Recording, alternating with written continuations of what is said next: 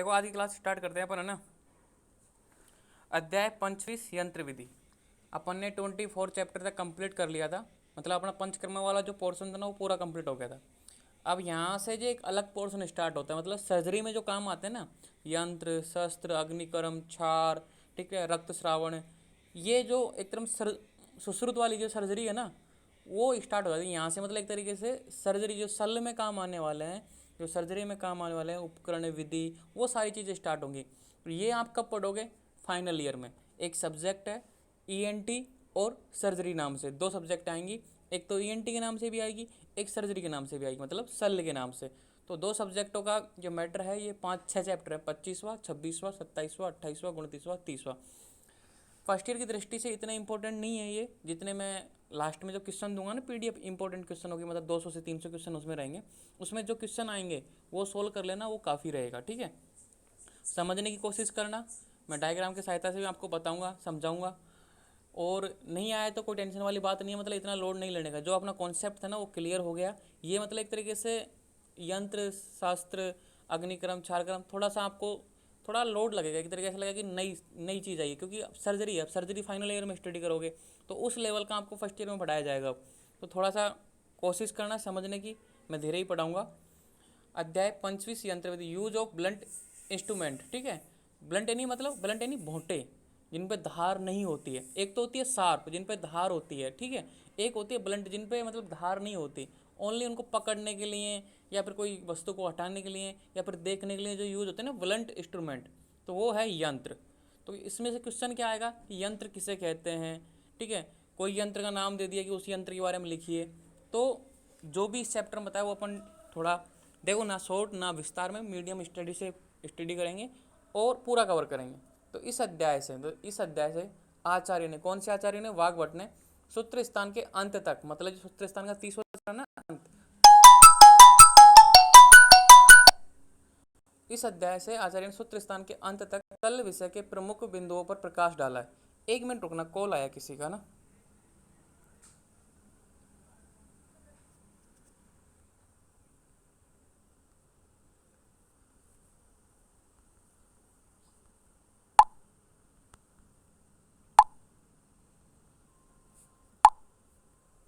हाँ, मैं मैसेज कर दिया उनको। इस अध्याय से आचार्य ने सूत्र स्थान के अंत तक शल्य विषय के प्रमुख बिंदुओं पर प्रकाश डाला है। इनमें यंत्र विधि, शस्त्र विधि, शिरावैद्य, देखो ये पहले 25वें चैप्टर का नाम क्या है? यंत्र विधि। फिर है 26वें चैप्टर का नाम क्या है? शस्त्र विधि। अब देखो यंत्र और शस्त्र में क्वेश्चन आ जाएगा कि भाई यंत्र किसे कहते हैं, शस्त्र किसे कहते हैं। तो दोनों की परिभाषा करेंगे, दोनों चैप्टर पढ़ेंगे तो आपको ऑटोमेटिक पता लग जाएगा भाई यंत्र क्या है और शस्त्र क्या है। शिरावैद्य मतलब एक तरीके से जो सिरा को अपन जब भी अपन ब्लड लेते हैं, कोई भी मतलब कोई भी टेस्ट कराओ, कोई भी जांच कराओ, तो अपन किससे खून निकालते हैं? सिरा से, ठीक है। सिरा वैद्य मतलब किसका भेदन कर सकते हैं, किसका नहीं कर सकते, कितनी सिराओं को भेद कर अपन रक्त श्रावण करा सकते हैं, कौन सी सिराओं को अपन को नहीं करवाना है कि अगर इनको भेद कर दिया तो फिर ब्लड रुकेगा ही नहीं, तो सिरा वैद्य। शल्य हरण मतलब एक तरीके से कि जो शल्य होता है, मने आबाद करानी शल्याणी। शल्य क्या होता है? एक तरीके से अपन बोलते हैं ना सर्जरी, शल्य क्या होता है? शल्य वो होता है जिसको अपन बॉडी से बाहर निकालते हैं। जैसे कि अपने एरो बाण लग गया, उस बाण को अपन, बाण का टुकड़ा अंदर रह गया या गोली चली गई अंदर, तो उस गोली को बाहर निकालते हैं। तो गोली है ना जो शल्य है, मतलब जो अपन को कष्ट पहुंचाती है ना, जो अपन को दुख पहुंचाती है। जैसे ट्यूमर है, ट्यूमर अपन को, जैसे कैंसर में ट्यूमर हो जाती है ना, तो वो ट्यूमर अपन को दर्द पहुंचाती है, अपने मन को दुख पहुंचाती है। तो उस ट्यूमर को बाहर निकालना वो शल्य है। मतलब जो जिस वजह से अपना दुख होता है ना, दर्द होता है, उस चीज़ को बाहर निकालना शल्य है। मतलब उस चीज़ को जो दर्द पहुंचाती है ना, वो चीज़ शल्य है। तो ये बोल रहा है कि शिरावैद्य शल्यहरण मतलब किस तरीके से उसको बाहर निकाल सकते हैं वो। शस्त्र क्रम और क्षार अग्नि, देखो शस्त्र क्रम किस तरीके से करना है और क्षार अग्नि, क्षार क्रम और अग्नि क्रम ये क्रम से वर्णित है। देखो ये होगा यंत्र वाला तो 25वां चैप्टर हो गया, शस्त्र विधि 26वां चैप्टर है, शिरावैद्य 27वां चैप्टर है, शल्यहरण 28वां चैप्टर है, शस्त्र क्रम 29वां चैप्टर और क्षार अग्नि 30वां चैप्टर है। इस पोर्शन से, जो ये पूरा पोर्शन है ना, इस पोर्शन से मिनिमम 15 नंबर का क्वेश्चन आता है और मैक्सिमम 20। 15 मिनिमम है, मतलब 10 मिनिमम मान लो, 20 मैक्सिमम है। 20 तो बहुत मैक्सिमम, जब जाके भाई पूरा यहीं से आ जाता है ना पोर्शन, तब 20 नंबर बनता है। नहीं तो 10, 12 या 15 बार, लास्ट 15 मान लो कि 15 नंबर का पोर्शन यहाँ से आता है, 15 नंबर के क्वेश्चन यहाँ से आते हैं। तो वो भी मैं बताऊंगा कौन कौन से क्वेश्चन आते हैं, जब मैं पीडीएफ भेजूंगा ना इंपॉर्टेंट क्वेश्चन की, और मैं करवाऊंगा लास्ट में जब सिलेबस कंप्लीट हो जाएगा इंपॉर्टेंट क्वेश्चन, तो उसमें बताऊंगा कि देखो ऐसे क्वेश्चन आते हैं इस पोर्शन में से। अब स्टार्ट करते हैं चैप्टर नंबर 25 यंत्र विधि। कुछ नया पोर्शन सीखने को मिलेगा। देखो मैं भी स्टार्ट किया, मैं भी फाइनल ईयर में हूँ, जस्ट मैं आया हूँ, ठीक है। तो सर्जरी और ईएनटी मैंने पढ़ना स्टार्ट किया है, तो दोनों मिलके मैं भी पढ़ूंगा, आप भी पढ़ोगे, तो दोनों मिलके पढ़ेंगे आपस में। यंत्र परिभाषा, भाई किसे कहते हैं यंत्र? नाना प्रकार के सल्लों को शरीर से निकालने के उपाय यंत्र कहते हैं, उपायों को यंत्र कहते हैं। कहने का बोलना ये है कि नाना प्रकार के सल्लों को, अब ये शल्य आया है कि शल्यों को शरीर से निकालने के उपाय यंत्र कहते हैं। ब्लंट इंस्ट्रूमेंट मतलब जो भोंटे होते हैं जिनमें धार नहीं होती है। तो अब ये शल्य क्या है? मनः शरीर आबाद ग्राणी शल्यानी, सुश्रुत का सूत्र स्थान में ही, देखो सुश्रुत लिख दिया मैंने कि सुश्रुत ने बताई है शल्य की परिभाषा कि शल्य क्या है? मन शरीर आबाद ग्राणी शल्यानी, कि जो मन और शरीर को मतलब आबाद यानी कष्ट दुख पहुंचा है, वो क्या है? शल्य है। जैसे ट्यूमर हो गई, अब मन और शरीर को वो मतलब ट्यूमर है जो दर्द पहुंचा रही है, तो वो शल्य है, ठीक है। कोई भी चीज़ जो आपको नुकसान पहुंचा रही है बॉडी में, आपको दुख उत्पन्न कर रही है, वो शल्य है, उसको बाहर निकालना। तो ये बोल रहा है कि नाना प्रकार का, विभिन्न प्रकार के शल्य, जैसे ट्यूमर भी हो सकती है, गोली भी हो सकती है, बाण भी हो सकता है, कोई घाव भी हो सकता है, कोई किसी ने पत्थर मार दिया, ठीक है, कुछ भी हो सकता है जो आपको नुकसान पहुंचा रहा है, उसको बाहर निकालना है। जैसे कोई बहुत सी लेडीजें होती है ना, जिनके मतलब मिट्टियाँ खा लेती हैं, जो जम जाती हैं अंदर जाके, कुछ भी ऐसे गांठ सी बन जाती है, वो उनको नाना प्रकार के शल्य, नाना प्रकार मतलब विभिन्न टाइप्स के, बहुत सारे हो सकते हैं, उनको शरीर से ब्लंट इंस्ट्रूमेंट मतलब उन ब्लंट इंस्ट्रूमेंट मतलब जो जिनमें धार नहीं है, उनकी सहायता से निकालने को उपायों को यंत्र कहते हैं। तो यंत्र की परिभाषा समझ में आई कि भाई जो ब्लंट इंस्ट्रूमेंट है ना, जिनकी सहायता से अपन शल्य को बाहर निकालते हैं, वो यंत्र है। यंत्र कार्य क्या है भाई, क्या काम आते हैं यंत्र? दर्शन, मतलब दर्शन यानी देखना, कि किसको देखोगे? जैसे कि आप एग्जामिनेशन करते हो, अर्स मतलब पाइल्स, भगंदर, फिस्टुला, ठीक है, जो फाइल्स फिस्टुला होता है ना, जैसे आयुर्वेदा में फाइल्स फिस्टुला मतलब क्षार क्रम सूत्रक्रम, और ये इनकी सर्जरी मेन है, क्षार क्रम अग्निक्रम सूत्रक्रम, ये जितने भी है ना, ये मतलब पाइल्स को देखने के लिए, पिस्टुला को देखने के, पाइल्स किस प्रकार का है, ठीक है, इंटरनल है कि एक्सटर्नल है, ब्लीडिंग है कि नॉन ब्लीडिंग वाला है, दर्द वाला है या नॉन पेन मतलब बिना दर्द वाला, तो उसको देखने के लिए जो यूज किए थे। अब धार वाले तो यूज कर नहीं सकते, तो यहाँ बोला ब्लंट इंस्ट्रूमेंट, तो जिन पे धार नहीं होते, जिनको आसानी से लगा के अपने शरीर पे और अपने में से देख सकते हैं, तो दर्शन अर्श भगंदर आदि का दर्शन करने, मतलब जो घाव है उनको देखने, जैसे कि अपन चीरा लगाते हैं, अपन ने जैसे कि आपको एब्डोमिनल सर्जरी करनी है, या फिर मतलब प्रेगनेंसी की मतलब बोलना कि एब्डोमिनल से बच्चे को बाहर निकालना है, तो अपन जो उसको रोकने के लिए उस जो चीरा लगाते हैं, उसको रोकने के लिए ऐसा तो नहीं कि धार वाला शस्त्र लगाएं, शस्त्र धार वाले होते हैं, ठीक है, वो तो नहीं लगा सकते, उससे कटने का डर रहता है। तो ब्लंट इंस्ट्रूमेंट मतलब एक तरीके से भोंटे, जिनसे मतलब आघात होने का डर नहीं हो, चोट लगने का डर नहीं हो, उनका यूज करते हैं दर्शन में। छाल अग्निक्रम और वह अग्निक्रम में, तो क्षार अग्निक्रम मतलब अपन अग्निक्रम करते हैं, क्षार सूत्र बांधते हैं, जब पाइल्स में जो होता है ना एक मस्सा होता है, उसके धागा बांधते हैं, वो कट के गिर जाता है। आप तीसरे चैप्टर में पढ़ोगे क्षार सूत्र विधि, पूरा बताऊंगा मैं आपको, ठीक है। तो क्षार अग्निकर्म व अग्निकर्म, इनमें अग्निकर्म में भी आप मतलब किसी चीज़ को पकड़ने के लिए तो अपन यंत्र यूज लेते हैं। शेष अंग रक्षा, जैसे कि आप सर्जरी कर रहे हो, किसी चीज़ की सर्जरी कर रहे हो, जैसे कि आपने मान लो अपेंडाइटिस की सर्जरी कर रहे हो, जिसमें वो बोलते हैं ना अपेंडाइटिस फूल गया, अपेंडिक्स हो गया उसके, तो उसके जो पास वाला ऑर्गन है उसको बचाने के लिए, तो एक कवर लगाने के लिए, ताकि उस पर कोई इफेक्ट ना हो, उस पर कट ना लग जाए, तो उसको कवर करने के लिए उसको ढक देते हैं, ब्लंट इंस्ट्रूमेंट से ढक देते हैं। तो वो सही संरचना, मतलब किसी शल्य क्रिया में आप कोई ऑपरेशन कर रहे हो, तो आसपास के चीज़ों को बचाने के लिए उसको चारों तरफ कवरिंग कर देते हैं, एक अच्छा सा एक मतलब यंत्र लगा देते हैं, जो बीच में से खोखला होता है उसमें सर्जरी करते हैं, और चारों तरफ से वो कवर कर लेता है, ताकि कोई कुछ गिरे कुछ गिले लगे तो साइड साइड में चोट ना लगे। बस्तिक्रम एनीमा लगाने में, अब एनीमा लगाने में भी एक तरीके से ब्लंट इंस्ट्रूमेंट लगाए जाते हैं, क्यों? अगर धारदार लगाएंगे तो आपके एनएस में कटने का डर रहेगा। रक्त चूषण, अब रक्त चूषण एक तरीके से मतलब जो अपन करेंगे ना, ये सिरा वैद्य मतलब सिरा का भेदन करके रक्त चूषण, रक्त को बाहर निकल जाता है, तो ये है रक्त चूषण में भी यंत्र, ये अलग अलग आकार के होते हैं, जैसे कि धारिका, अलावु, श्रृंगी यंत्र। अब ये क्या है, धारिका क्या है, अलावु क्या है, श्रृंगी यंत्र मैं आपको बता दूंगा। एक तरीके से ये गोल गोल से होते हैं, जैसे कि अपन को पैर पे अपन को खून निकालना है पैर से, तो उसको ऊपर जोर से प्रेशर मारते हैं। ये क्या होता है, चौड़ा होता है, ऐसे मैं बताऊँ आपको, ऐसे होते हैं, ये चौड़े होते हैं, आगे से पतले से होते हैं। इस ये हिस्सा है ना चौड़े वाले, इसको पैर पे लगा देते हैं, और ये आगे का जो पतला हिस्सा है इसमें से खून बाहर आता रहता है। तो ये है कि धारिका, अलावु, श्रृंगी यंत्र एवं जम्बाष्टु आदि यंत्र से, ये नाम है, अब मतलब पुराने ज़माने के नाम है, जैसे जानवर पशु पक्षियों के नाम के आधार पर ये नाम होते थे। तो ये रक्त चूषण मतलब रक्त को बाहर निकालने में भी ये हेल्प करते हैं। तो ये इसके कार्य हैं, यंत्र के कार्य हैं। ये थोड़ा इंट्रोडक्शन और आएंगे इसके, जो आचार्य वाग्भट ने स्पेसिफिक बताए ना लास्ट में कि भाई कितने क्रम बताए, 18 क्रम ऐसा कुछ बताएं, वो अलग से बताऊंगा मैं आपको। ये तो यंत्र कार्य नॉर्मली आपको बताने के लिए भाई क्या काम आते हैं। तो यंत्र की परिभाषा समझ में आएगी नहीं आई आपको, पहले मुझे ये बताओ कि यंत्र क्या होता है। यंत्र यानी ब्लंट इंस्ट्रूमेंट, जिनमें धार नहीं होती, जिनको अपन आसानी से यूज कर सकते हैं। जैसे कि आप गायनेकोलॉजी में जब वेजाइनल एग्जामिनेशन होता है, ठीक है, वेजाइना का एग्जामिनेशन किया जाता है, मतलब सर्विक्स का एग्जामिनेशन है, यूट्रस का एग्जामिनेशन, आपको देखना है कि अंदर कोई इन्फेक्शन है, तो आप किसका यूज़ करोगे, यंत्र का यूज़ करोगे।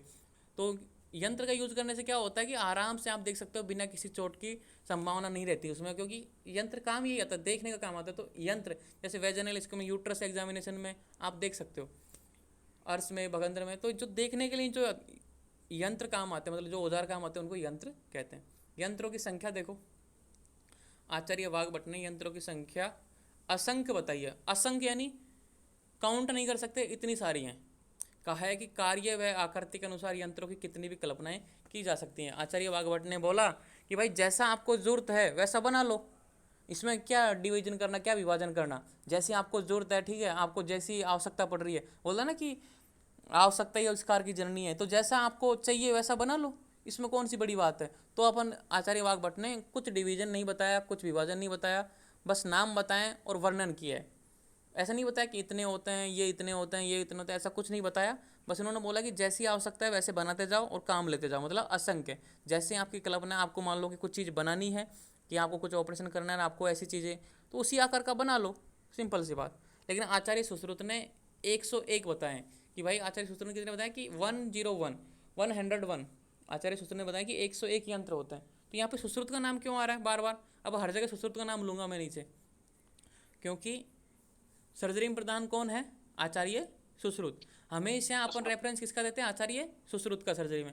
तो यहाँ पे भी याद होनी चाहिए भी, ये पीजी के हिसाब से इंपॉर्टेंट होना चाहिए। क्वेश्चन आएगा कि आचार्य वाग्भट ने यंत्रों की संख्या मानी है, उसमें ऑप्शन में आएगा असंख्य, तो आपको असंख्य पर टिप्पणी लगानी है। क्वेश्चन आएगा आचार्य सुश्रुत, तो 101, ये तो आप फाइनल में याद कर लोगे। 101 में लिखो भी तो कोई टेंशन वाली बात नहीं, लेकिन फिर भी एक कंपलसरी हिस्ट्री, मतलब कंपेरेटिव हिस्ट्री हो जाती है कि भाई सुश्रुत ने 101 बताई है। तो आचार्य वाग्भट ने संख्या नहीं बताई, ना कोई विभाजन बताया इनका। तो आचार्य सुश्रुत ने संख्या भी बताई है और विभाजन भी बताया। अब मैं यह विभाजन बताने लग जाऊँ सुश्रुत के अनुसार, तो फिर अपन सुश्रुत संहिता स्टार्ट कर देंगे, तो इसलिए विभाजन मैंने हटाया नहीं, मतलब हटा दिया, और ओनली संख्या बताइए भाई 101 सुश्रुत ने मानी है। अब देखो यंत्रों का वर्णन, मैंने यहाँ पे एक डाल दिया था, लेकिन मुझे पता था कि भाई 1 नंबर, 2 नंबर, 3 नंबर, तो आचार्य वाग्भट ने पहले बोल दिया कि भाई विभाजन स्पष्ट नहीं है, जितनी आवश्यकता है उतने बनाते जाओ, काम लेते जाओ। तो फिर नंबर डालने से क्या होता है, कन्फ्यूज रहते हैं बच्चे, इसलिए मैंने नंबर नहीं डाले। कि यंत्रों की आकृति और कार्य, अनेक कार्य होने से यंत्र भी अनेक होते हैं, अतः आवश्यकता अनुसार अपनी बुद्धि से यंत्रों की कल्पना कर सकते हैं। जितनी आपको आवश्यकता है, आप चाहो तो, आप अगर कैपेबल हो एक यंत्र से काम कर लो, आप कैपेबल हो तो 2 यंत्रों से काम कर लो, आप कैपेबल हो तो 100 यंत्र भी यूज कर सकते हो सर्जरी में, आप कैपेबल हो तो 150 यंत्र भी यूज कर सकते हो। तो जैसा आपको चाहिए वैसा बना सकते हो, ये आपकी कल्पना बुद्धि पर डिपेंड करता है। तो इन्होंने स्पेसिफिक कोई विभाजन, कोई संख्या नहीं बताई। इन्होंने यंत्रों का वर्णन किया है। अब पहला यंत्र का जो वर्णन किया है ना, स्वस्तिक यंत्र। अब क्वेश्चन कैसे आते हैं कि स्वस्तिक यंत्र को समझाइए, स्वस्तिक यंत्र से आप क्या समझते हैं, स्वस्तिक यंत्र के बारे में 2 लाइनें लिखें। तो ऐसे क्वेश्चन आ जाते हैं कभी कभी, लेकिन इतना डीप में जाएगा नहीं कभी क्वेश्चन यही आता है कि इसमें जो आएंगे ना, थोड़े बहुत छोटे टॉपिक भी आएंगे, जैसे अनुयंत्र किसे कहते हैं, स्वास्थ्य यंत्र किसे कहते हैं, यंत्र की परिभाषा दीजिए, यंत्र के कार्य लिखिए, बस यही क्वेश्चन बनते हैं 4-5 चैप्टर से। तो पशु पक्षियों की मुख्य आकृति के होते हैं। अब देखो ये स्वास्थ्य यंत्र क्या होता है, पशु पक्षियों की मुख्य आकृति के होते हैं। जैसे अब मैं बताऊं आपको डायग्राम, ये देखो स्वास्थ्य यंत्र लिख रखा है ना, सिंह मुख स्वास्थ्य यंत्र, व्याघ्र मुख स्वास्थ्य यंत्र, वक्र मुख स्वास्थ्य यंत्र, तक्र मुख, ये मतलब पशु पक्षियों के नाम। देखो सिंह, सिंह यानी शेर, व्याघ्र, व्याघ्र यानी क्या होता है, एक तरीके से बघेरा होता है ना व्याघ्र यानी, ठीक है। वक्र मुख, देखो जैसे नाम होते हैं ना पशु पक्षियों के नाम, ऋक्षक मुख से, माजरास मुख, मकर मुख, मगर यानी मगरमच्छ, काक मुख कौवे की जैसा का, कंक मुख स्वास्थ्य यंत्र, कुकुर मुख, शक मुख स्वास्थ्य यंत्र, काक मुख स्वास्थ्य यंत्र, भास मुख स्वास्थ्य के। अब इनका विभाजन करें तो ऐसे याद हो सकते हैं। तो आचार्य वाग्भट ने सही बोला बिल्कुल, क्योंकि आचार्य वाग्भट बाद में थे, सुश्रुत संहिता के बाद में। आचार्य वाग्भट कब आए थे? चरक संहिता के अध्ययन किया, सुश्रुत संहिता के अध्ययन किया, और जो उनको अच्छा लगा वो अष्टांग हृदय में लिखा उन्होंने। और आपको पता है कि सूत्र स्थानों में सबसे श्रेष्ठ सूत्र स्थान किसका है? आचार्य वाग्भट का। तो इन्होंने सही बताया कि भाई जितनी आप कल्पना कर सकते हो, अभी इनका नाम याद नहीं रख सकते, तो आपको मैंने इसलिए बताया ये डायग्राम कि ये कि जितने पशु पहले क्या होते थे, नाम तो अब आए, ये पहले पशु पक्षियों जैसे कि जो ऋषि मुनि हैं वो पक्षियों को जंगल में रहते थे, ठीक है, तो उनको पता रहता कि कौन सी पक्षियों की चोंच कैसी है, तो उसी आकार में उन्हीं के नाम पे याद रहे आपको। जैसे कि मकरमुख, देखो ये देखो मकरमुख के समान है, देखो मगरमच्छ का लंबा सा मुंह होता है ना, क्योंकि अपन मगरमच्छ सब देख रहे हैं, इसलिए मैंने इसका एग्जाम्पल दिया कि मकरमुख स्वास्थ्य यंत्र। तो मैंने इसलिए ये डायग्राम बताएं कि आपको पता होना चाहिए कि ये किसी भी आकृति के बनाए जा सकते हैं, बस पशु पक्षियों की आकृति के समान। तो क्लियर कि पशु पक्षियों की मुख्य आकृति होते हैं मजबूत लोहे के बने होते हैं, और किसके बने होते हैं, ये लोहे के, लंबाई 18 अंगुल होती है, इनकी लंबाई 18 अंगुल होती है, अस्थिगत सल निकालने में प्रयुक्त होते हैं। अस्थिगत में जो मतलब बोन, जैसे बोन में कोई गोली फंस गई, ठीक है, जो मतलब हार्ड स्ट्रक्चर होती है ना, अस्थिगत यानी हार्ड स्ट्रक्चर, हार्ड स्ट्रक्चर में मान लो कोई प्रॉब्लम आ गई, वहाँ से आपको कुछ निकालना है बाहर, तो ऐसे ही स्वास्थ्य यंत्र का यूज किया जाता है। कंकमुख यंत्र सर्वश्रेष्ठ यंत्र बताया क्योंकि यह गूढ़ स्थित शल्य को भी निकाल सकता है। अब ये कंकमुख कोई पशु या पक्षी है जिसकी आकृति का कि कंकमुख यंत्र सर्वश्रेष्ठ यंत्र बताया क्योंकि यह गूढ़ यानी अंदर धसा हुआ, उसको भी आसानी से बाहर निकाल देता है, तो गूढ़ स्थित शल्य को भी निकाल सकता है। सभी यंत्रों में स्वास्थ्य यंत्र सर्वश्रेष्ठ है, और जितने भी यंत्र हैं कि स्वास्थ्य यंत्र, सदंश यंत्र, जितने भी वर्णन किया आचार्य वाघभट्ट ने, उन्होंने बोला है कि भाई स्वास्थ्य यंत्र उनमें सबसे मुख्य है। तो सभी यंत्रों में स्वास्थ्य यंत्र सर्वश्रेष्ठ कहे गए हैं। सभी स्वास्थ्य यंत्रों में कंकमुख, और जो स्वास्थ्य यंत्र ये हैं उनमें भी कंकमुख वाला सर्वश्रेष्ठ है। आचार्य सुश्रुत ने यंत्र सर्वश्रेष्ठ हाथ माना है, और आचार्य सुश्रुत ने किसको माना है सबसे श्रेष्ठ, हाथ को, क्योंकि हाथ भी एक यंत्र की तरह कार्य करता है। आप हाथ को किसी भी तरीके से यूज ले सकते हो, इसलिए उन्होंने अपने जो हैंड है ना, अपना हाथ, जो चिकित्सक का हाथ होता है, उसको सर्वश्रेष्ठ यंत्र माना है, ठीक है। तो सुश्रुत का याद हो जाए तो अच्छी बात है, साथ साथ में, नहीं तो कोई जरूरी नहीं है, मैं तो ऐसे ही लिख देता हूँ साथ में, लेकिन आपको ये थोड़ा थोड़ा 2-3 लाइन आपको याद होनी चाहिए कि स्वास्थ्य के यंत्र में सबसे मुख्य कौन है, कंकमुख यंत्र, ठीक है। अब करेंगे सधंस यंत्र। एक टाइप का बता दिया भाई, स्वास्थ्य के यंत्र बता दिया, अब करेंगे सधंस यंत्र।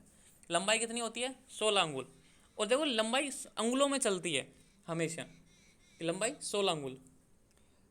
त्वगगत, मांसगत, सिरागत और स्नायुगत शल्य निकालने में प्रयुक्त। अगर आपको मान लो स्किन में, त्वचा, मांस में, सिरा में और स्नायु में मान लो कोई आपके इन्फेक्शन, मतलब कोई गांठ पड़ गई, ठीक है, कोई ऐसा चीज़ें हैं जो आपको रुकावट पैदा कर रही है, वहाँ से कोई चीज़ बाहर निकालनी है, ठीक है, तो क्या करेंगे, सदंश यंत्र का यूज करेंगे।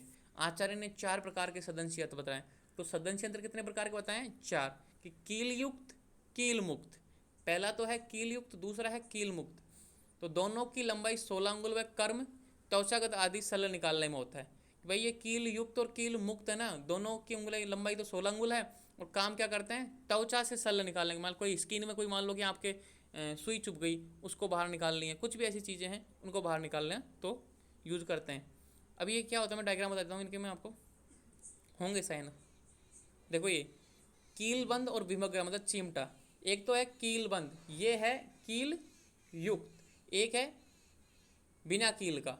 तो मतलब जो चिमटी होती है ना उसको बोलते हैं विमग्र युक्त, मतलब एक तरीके से क्या बोला, चिमटी को क्या बोला, कील मुक्त, और ये क्या है, कील युक्त।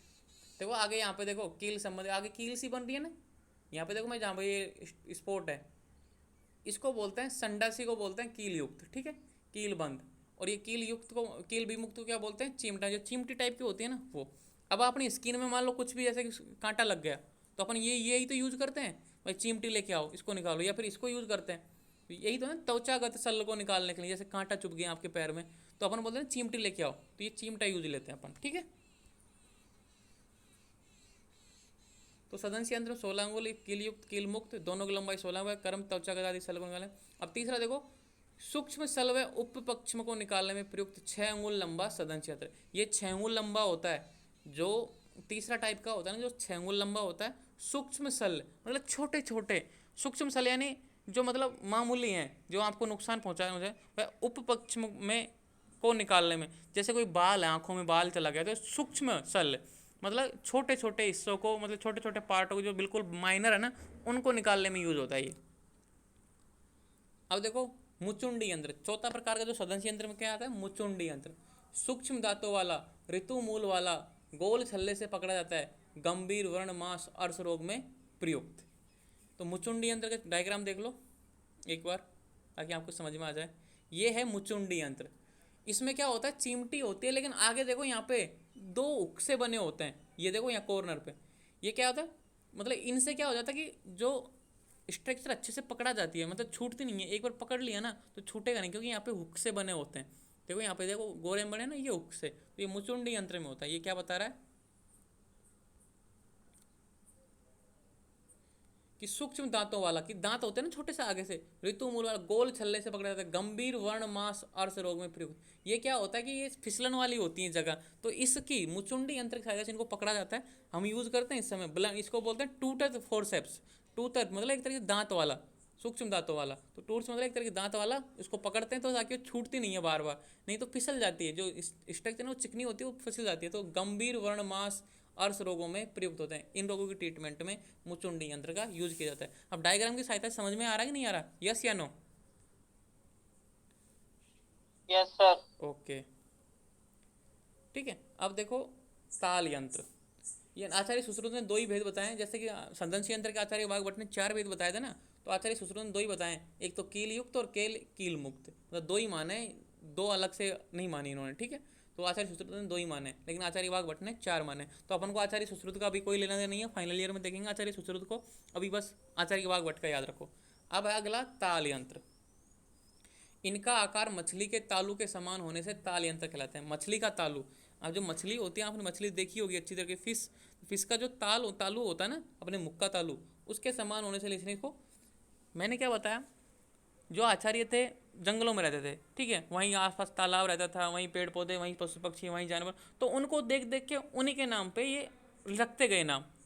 तो ताल यंत्र। जैसे आज के ज़माने में क्या होता है भाई, किसने लिखी बुक उसके नाम पे, किसने खोज की, जैसे न्यूटन ने नियम खोजा तो न्यूटन के नाम पे। तो वैसे पहले क्या, उन्होंने सारी चीज़ें उन्होंने खुद ने देखी थी, तो उन्होंने अब हर चीज़ में अपना नाम नहीं दे सकते, तो पशु पक्षियों का नाम ज़्यादा यूज लेते थे। इनकी लंबाई 12 अंगुल होती है। इनका प्रयोग कर्णगत नाड़ीगत सल निकालने में होता है। ये नाड़ीगत नहीं है, ये नासागत है। तभी मैं सोचिए नाड़ीगत कहाँ से आ गया। इनका प्रयोग कर्णगत व नासागत, ये नाड़ी गत की जगह नासागत है। इनका प्रयोग कर्णगत व नासागत सल निकालने में, अगर कान में और नाक में कुछ चीज़ फंस जाती है, ठीक है, कोई ट्यूमर बन गई है, कुछ चीज़ ऐसे लग गई चोट, वहाँ से कुछ चीज़ बाहर निकालनी है, तो आपको ताल यंत्र का यूज करना पड़ेगा। ये 2 प्रकार के होते हैं। ताल यंत्र कैसा होता है सर? क्या ताल यंत्र कैसा होता है सर? अभी मैं बता रहा हूँ ना, वेट कर बेटा। अब ये 2 प्रकार के होते हैं, एक ताल और दी ताल, ठीक है। तो एक ताल 2 प्रकार बताए, उसे एक ताल और दी ताल। इनका प्रयोग कर्णगत, और देखो आचार्य सुश्रुत ने क्या बताया, ओनली नासागत, कि ओनली नाक में यूज होता है कौन सा, ताल यंत्र। लेकिन आचार्य वाघ भट्ट ने बोला कि इसको कान में भी यूज कर सकते हैं, नाड़ीगत की जगह नासागत है, ठीक है, ये बात ध्यान रखना कि नासागत सल निकालने में यूज होता है। अब देखो ताल यंत्र का फोटो देख लो, ये है एक तालक और दी तालक, मतलब 2 प्रकार के बताया था ना ताल यंत्र। एक तालक मतलब एक तरह, ये देखो यहाँ पे देखो एक तरीके से ही है, और यहाँ पे दी तालक, इसमें देखो यहाँ पे छेद बना हुआ है, मतलब 2 ताल से बन गए।